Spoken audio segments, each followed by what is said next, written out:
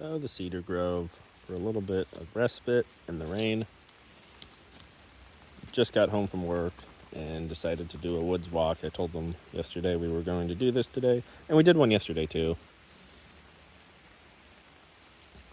Has been a little while since I've uploaded anything too regularly. It has been a pretty crazy, busy summer with a lot of different stuff. And even though I had a lot of stuff going on this summer, I didn't record as much. I still have tons and tons of pictures from everything, but much less video. I just found I wanted to be a little bit more in the moment, I guess. I'm sure I could do that with video, but I just found when I started to record stuff, it just felt exhausting. So I still got some footage of different stuff I'll need to compile. No, guys, we're not going any further because there's a really, really dangerous tree that's barely holding on to anything right there. So we're gonna have to take that down safely.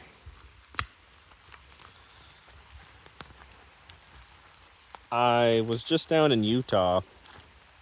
Was it last week? I think I got back last week. I left on the 24th of September and got back here, back to the PNW on the 1st of October, and had to take back the rental van and deal with the unwinding before I went back to work. I brought Junior. Hey, what's up? I brought Junior and Cormy with me on the Utah trip. We rented a van and I went with a friend, and we drove from the PNW to Boise, camped in Boise. We got there at like the middle of the night, 1 a.m. And it was a cool little camp spot. It was through Hip Camp. I have a little bit of footage from that, mainly on our second time through, because we got there so late. We were so tired. We just wanted to set up the tent and go to sleep. So we got there. Well, first we had, there's a whole story around that actually. We ended up on some person's property because the maps was giving us weird directions. And anyway, we ended up at the proper place that night eventually, and found very quickly that it was difficult to pound the tent stakes in because the whole campground around the pond that these people had, which was very beautiful, was big rock. So it was so hard to get the tent set up. We would lay it down, get a few of the tent stakes in, and it was an 8-person tent, so there probably was like 8 different tent stakes that needed to go in, and then we'd get a few in, have to pick up the tent, completely reorientate it. The dogs are just exhausted at that point because we already have probably 7-8 hours of driving in at that point, but we got that figured out.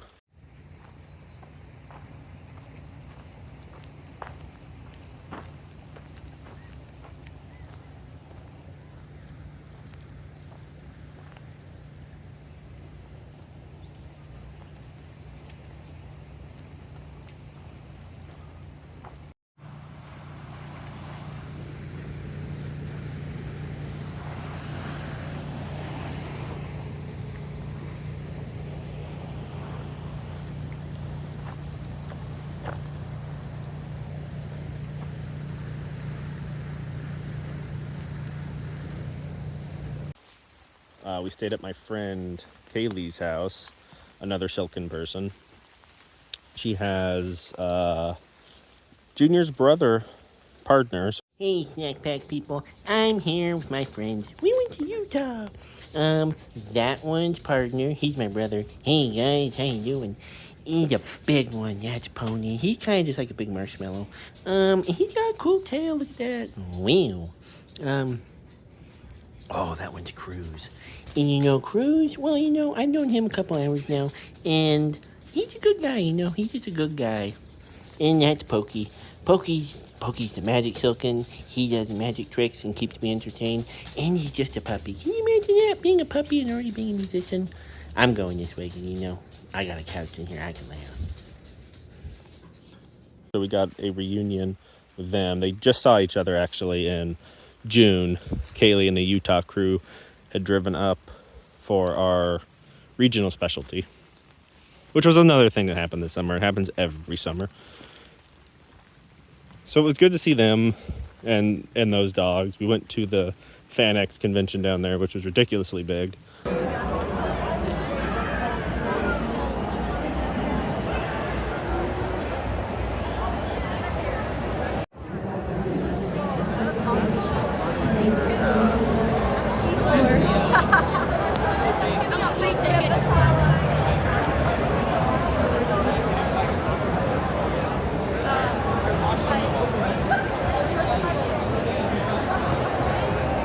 And spent some time around Salt Lake for a couple days in the Ogden area. It was pretty cool. Then when the convention was done, we continued our little trek down to the Zion area to our second camp spot. So the Boise one was just one night each. That was just kind of more of a pit stop one. So we stayed there on the way down and on the way back up, and then the one down by Zion, we had a couple nights there, and it was cool. We made friends with the campers next to us. They were up from California, kind of like the LA area, a bunch of young kids, and they were all very, very nice. They loved Cormy and Junior, but I mean, who doesn't? Cormy, you did not leave that pile there.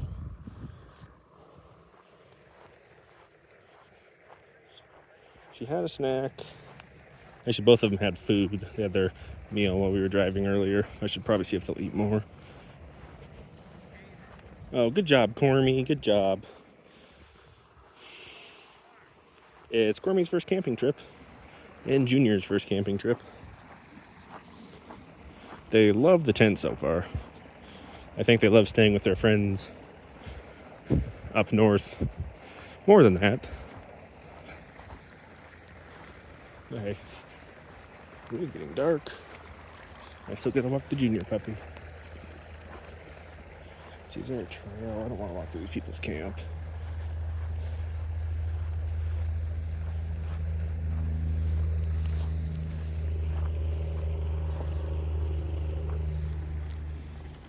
I think we'll turn around so we don't step through their camp. Come on, Cormal.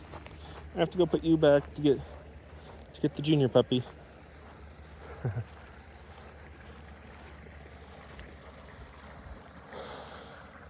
on, Junior. Come on. So we hiked a little bit around Zion, a little bit more around Ghost Canyon, dipped into Arizona for a little bit, and realized, yeah, we just didn't budget enough time for that part of Utah. Second time in Boise was about the same as the first, except we had a better idea of how to get the camp set up, and we had a slightly different spot that night, so it wasn't as bad. Then, yeah, from there we just drove back home. It was just 2 days of driving mainly. Then dealt with the van, reunited with the dogs that stayed behind. Is everyone back after being gone for a week?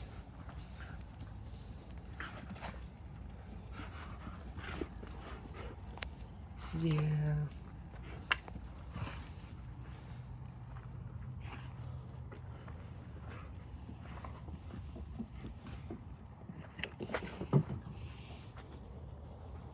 Unfortunately, couldn't take everybody. Initially, I was just going to take Junior because at that point, I wanted to take him because I know my parents were going to be watching the other dogs, and Cormy was going to go stay with the breeder. I was going to take Junior because I wanted to reunite him with his brother down there. I know my friend wanted to see him, and he also jumps over fences, so it's kind of a challenge to watch him because you got to be ready to go retrieve him.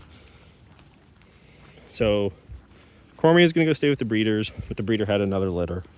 So young puppies and potential diseases or, stuff you could accidentally bring in to make the litter sick. I'm like, okay, we're bringing the Borzoi too. And it was a hell of an adventure. I'm so glad.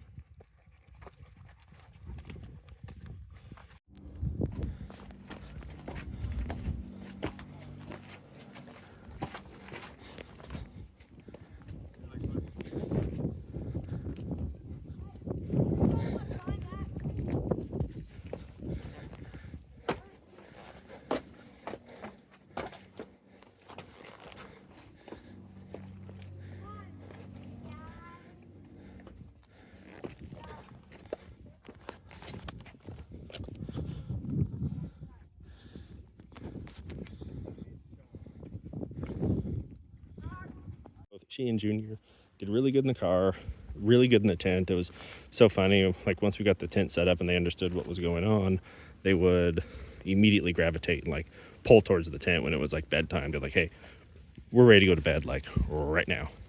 So we had a big blow up bed. Then me and my friend stayed there with the 2 dogs. Oh, it was great. It was absolutely great. But we now start to get to the point of the year,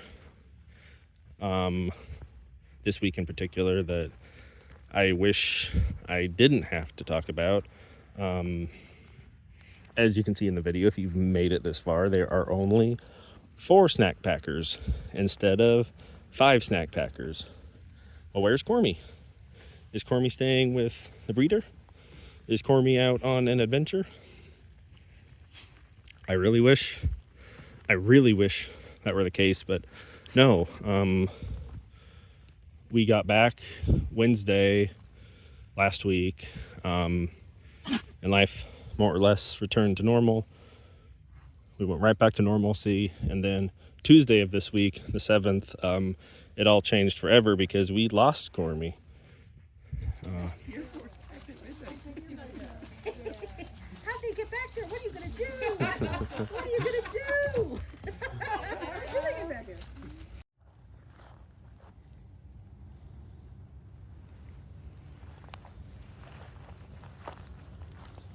It's the future, at least from where we were recording the last videos. I'm a couple weeks away from them. I was editing together the rest of this video, and I don't know. I didn't like it. I didn't like the subject matter, and I wasn't sure about how it was presented. And then I don't know. I have a slightly different perspective on things from where we were in that last video. But we're back on Woods Walk again. Hey everybody, what do you guys think? What do you guys think? I think we're gonna go start finding some new trails. Doesn't that sound like fun? Is it a nice day, K-Puff? Is it a nice day, Shoku? Junior thinks it's a nice day. And you, it's so sunny. It was raining in the last video.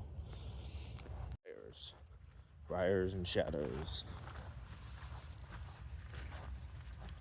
So, as I was saying, Cormy died on the 7th of October. She was 18 months old, and it sucks. So she was running in the yard and fell down pretty bad.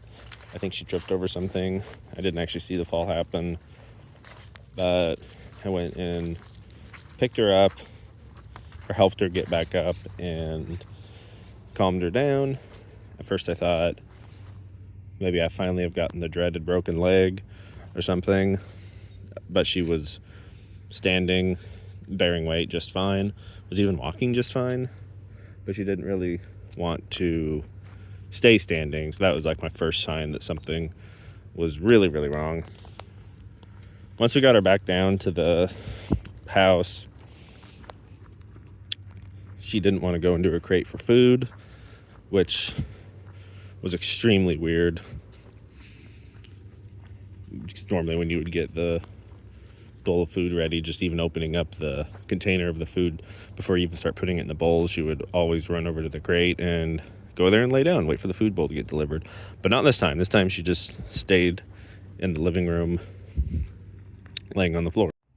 So by the time we got to the emergency vet, she had already kind of had this rattling breathing starting, and got up on the bed at one point. She slept in the crate for a while, but eventually left it and got up on the bed and had this awful choking fit with a lot of foam in her mouth. So at that point, that's when we called the emergency vet. Prior to that, besides just not wanting to get up and get to her crate, the signs were, for us, were pretty subtle. On the drive to the vet, we hit some traffic because, of course, they're doing some construction. Probably only there 5 minutes, maybe 10 at most, waiting for the flagger to let us through. It just felt like eternity. She thankfully didn't have as many more choking fits. I didn't know what was wrong at this point. I had suspected a collapsed lung, but I just didn't know. It was kind of in the back of my mind. Did she eat something? Is it a collapsed lung? Was it bloat? Could it be bloat? I don't know.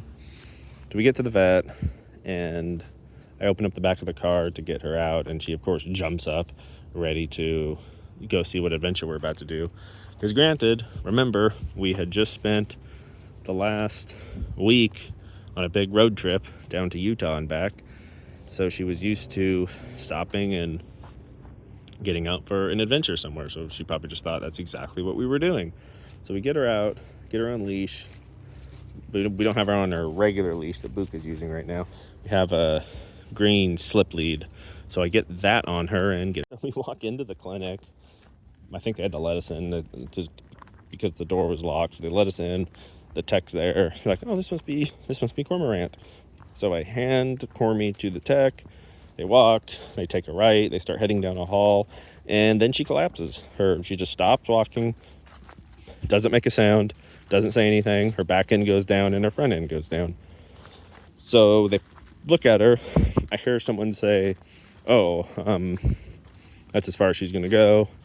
Then the tone kind of changes a little bit. Then they suddenly pick her up and run to the back, which right on cue prompts the receptionist at the desk to say, oh, hey, this changes something. This is going to change the price, and this is going to change the paperwork, because they had to take her back on a stretcher. And technically, they didn't take her on a stretcher. They ran her back there. But same thing. Filled out the paper. I was trying to update people, the breeder, and friends and family about what was going on. And I'd fill out the 2 pieces of paper, hand it back, start sending another message. Then the lady would be like, oh, the pink one has a backside. I'm like, okay. So I get that, fill out even more information about Cormy, hand it back, start sending more messages. Oh, the white one has a backside too. I'm like, good Lord. Like, I get it. It's an emergency clinic. They want as much information as possible, but it's just not where my mind was. And one of the other people who was also having an emergency kind of said the exact same thing. You're like, oh yeah, when you're here, this is just not where your mind is. You're not thinking about paperwork. And the receptionist is like, hey, if it was up to us, it would be half of a page. He took me to another room and said the doctor is going to be in there. They were thinking it was bloat. So I'm worried about it. I'm like, okay, if it's bloat, then maybe we caught it early enough that it'll just be a surgery. She has insurance, so I'm not too worried about it. I already have the finances available to pay for the surgery. So cool, we're just going to do this tonight. This is how our Tuesday night's going to go. So I wait and wait and wait. Eventually the doctor comes in and says it is not bloat, and that she has died of cardiac arrest, or she went into cardiac arrest right there in the hallway, and they got her back one time with CPR, but then lost her again, and they're trying to get her back. So what was wrong? What was wrong is it was a collapsed lung. It was a condition called spontaneous pneumothorax, and she most likely got the injury while zooming around the yard and when she fell down. So when they were trying to bring her back with CPR, they were tapping her chest at the same time to try to get air out. So if you don't know the condition like I did, and I didn't know anything about this. I didn't know this was a possibility to happen. I didn't know what it meant. Her lung ruptured from the impact, and she got a collapsed lung. So every time she was breathing in, air was entering into her chest cavity. So over time, that will build up pressure and eventually cause her lungs and heart and organs to have a harder time working. So that ultimately is what killed her. So I was so worried and distraught. They asked, do you want us to keep trying CPR? I said, yeah. So they tried for another 10 minutes. I got kind of hopeful when 10 minutes passed by, because I was thinking, maybe there's the chance that they got her back and they were just too busy to come back and tell me or something. I don't know. It's just where your mind goes because you don't want to think, oh, yeah, the dog's gone. So they did not get her back. Eventually she came in and said she was sorry. They did everything they could. And they talked a little bit about the condition and was wondering what had happened. And she's like, I normally see this when dogs get hit by cars. Like, well, she didn't get hit by a car. She was zooming around the yard with Hawk, actually, one of my other dogs, and tripped over something and just hit the ground really hard, or tripped and slammed into something. I don't know for sure. I didn't actually see the accident happen. So I very quickly had to figure out what I was going to do with the body. And I was asked, do you want to view her? And I'm like, I hesitated there. It was weird. And I thought about that moment a lot, like why I hesitated, because, I wanted to see her. Of course I wanted to see her. I wasn't going to not see her. But I don't know. Maybe, like, in the moment, I just didn't want the reality to be real. And, like, you're kind of just waiting for the punchline, or the just kidding, or the, hey, we got her back. But that didn't come. So I made the arrangements to the cremation service, and they're like, oh, well, just need to get your information, and then they'll contact you. And then you have a few days, because, they get it. So I went and viewed her body. They had asked if I wanted to go to see her, if they wanted to bring her to me, and something about going and seeing her felt weird, especially if it was back in the more of the operating area. I'm like, I don't think I want that. So they took me to a more like a little living room setting and had to clean her up. At that time, or it took forever. Eventually they brought her in, and I'll spare the details there. But the breeder eventually showed up, and we had a moment together, because Cormie was really such a special dog. And I know that more and more. I keep telling myself, I didn't take her for granted, and I feel like I didn't. I told her every day, it was a dream to have you. For a long time, way before the not way before the Silkins, but at least the last 10 years. Definitely the last 10 years.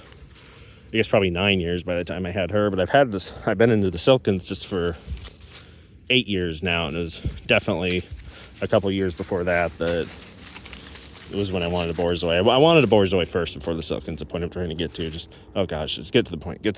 I would tell her that, she's a dream come true.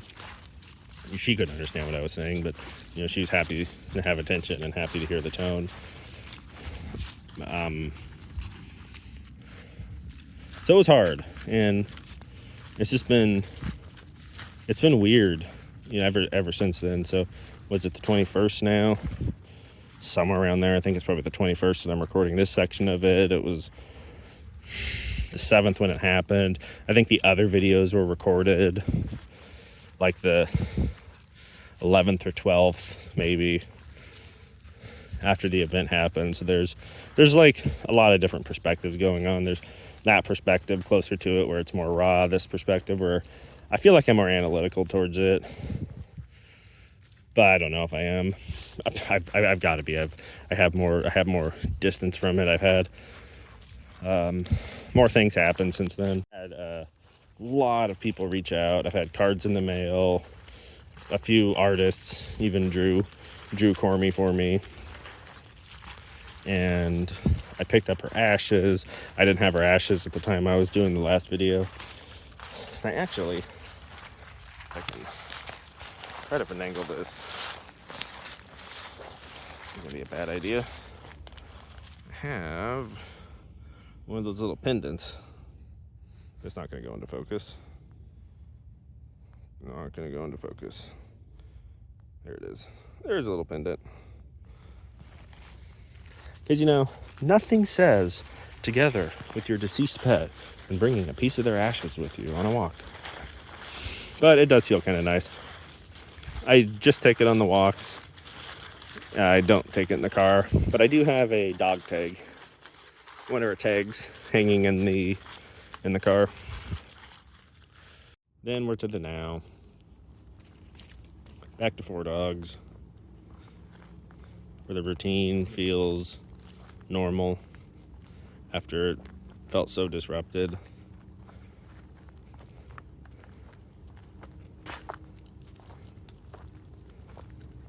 And there's a lot of reflection, a lot of wondering what's the next part. You know, wondering what could have been done differently. It's still at the stage where it's weird to go look at pictures and videos and know that she's not there. It's been a weird thing to get used to. I don't feel the same. Everything just feels a little bit different, and I don't know if it's ever totally going to go back. I really don't know if it's ever going to ever feel the same again. I felt like the way in which she was lost and the age and how fast it happened, it was just so shocking. Like I didn't expect in a million years taking her to the vet that she was, you know, had sustained that serious of an injury. I just figured it was going to be surgery and there was going to be recovery and there was going to be going home, that she was going to have the relief of being anxious and worried at the vet and being able to go home and relax and recover with her friends. So, you know, that was all ripped away very quickly. So since then, I worked a lot. I worked a lot of days in a row. Finally had a weekend off, working a bunch more in a row. I visited puppies, because the breeder just coincidentally had a litter of half siblings to Cormy. I think that's the last litter that dog's going to have, and then there's no plans for any more litters from the siblings for 2 years, you know, at the earliest. So we went to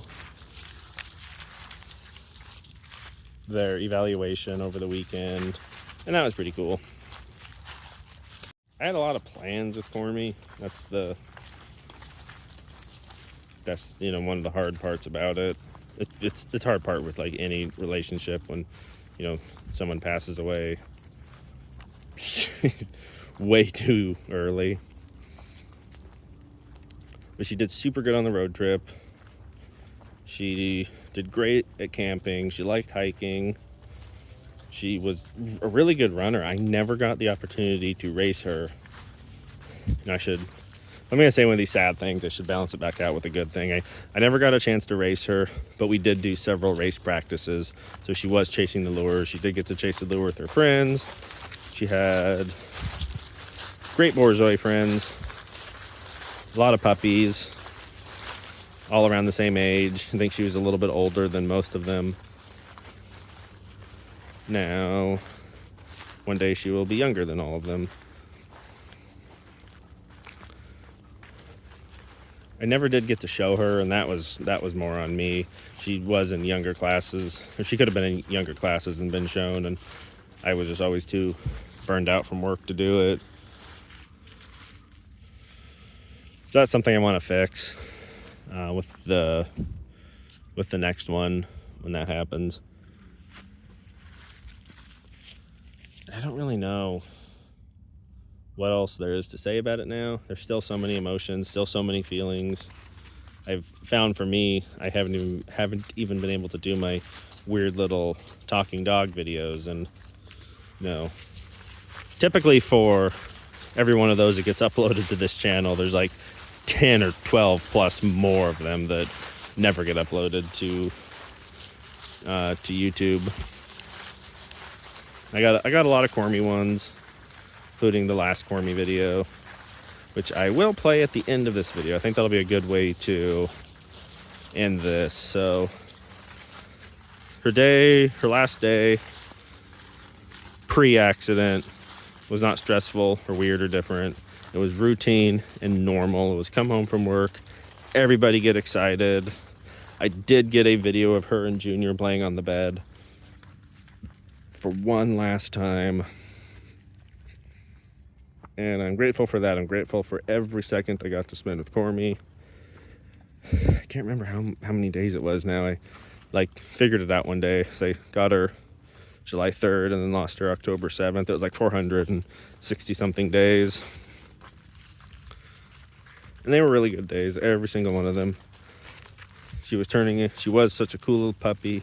She was turning into such a cool dog.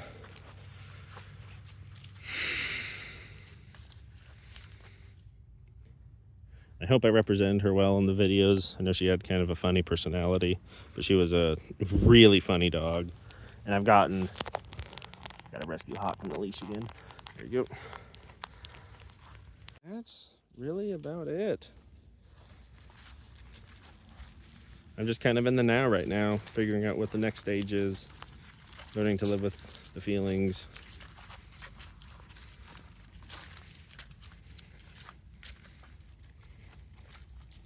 I think I'll make it up to the Cedar Grove, and we will end it there. And we'll play their last little play date video together, their last little playtime video.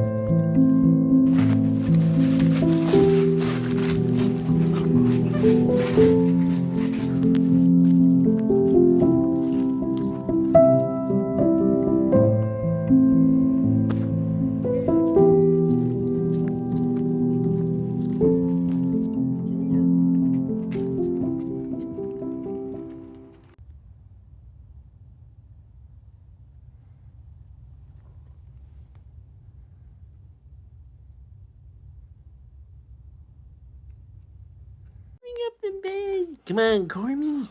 Into the bed. Yeah, we can. We're gonna take all the sheets off the bed. We're gonna knock a pillow on the floor. Yeah, come on. Oh my gosh.